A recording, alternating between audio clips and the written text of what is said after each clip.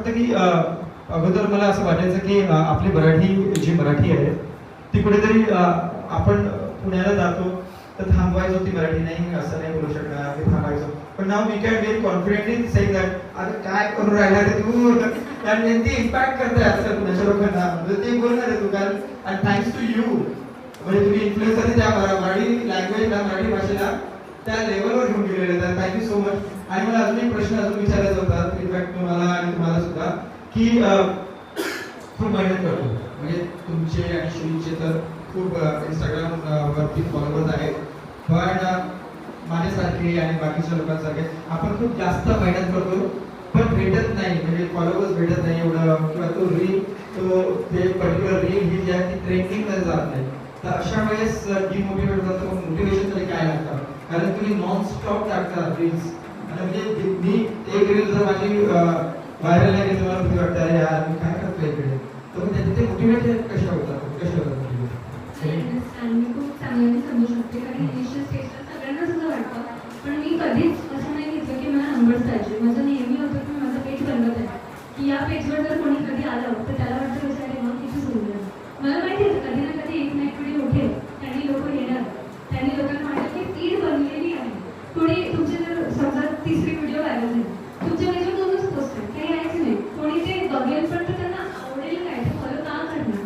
तर मी असं घेते त्या टाइम्समध्ये जेव्हा माझं वेळ सुरू असते किंवा माझ्या व्हिडिओजला जास्त रीच नसते की मी माझी फीड बनवते माझे व्हिडिओज क्वालिटीवाले असतात माझे व्हिडिओज चांगले असतात असे असतात की ते लोक कनेक्ट करतील कारण मला माहिती आहे कधी ना कधी कुठे ना कुठे ते उठेल आणि ते पाहून लोक येईल आणि ते अजून त्याच प्रश्नाकडे मी एक लहान इन्फ्लुएन्सरकडे जाऊ इच्छितो कारण खूप सारे इन्फ्लुएन्सर आलेत की आणि एक लहान इन्फ्लुएन्सर जो तिकडे आलेत आणि त्यांना नेहमी वाटत सुनबाईला असं जमा चांगलं नाही वाटत काय म्हणतात असं म्हणतात ना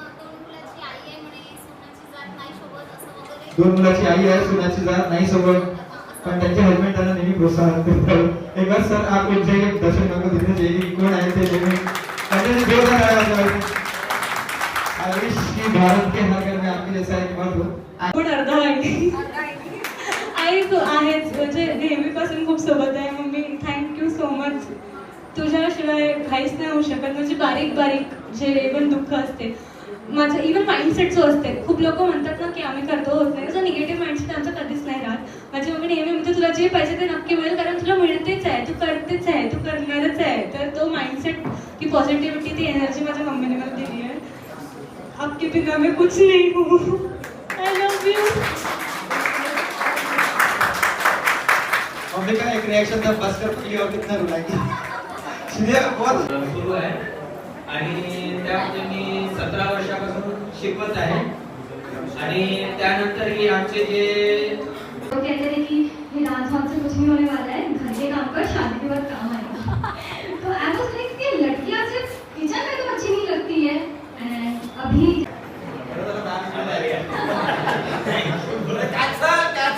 आणि म्हणजे भरपूर काही त्याच्यावर तुम्हाला फूड चॅलेंज वगैरे दिसेल तर तुम्ही बघू शकता आणि जर आवडेल तर सबस्क्राइब नक्की करा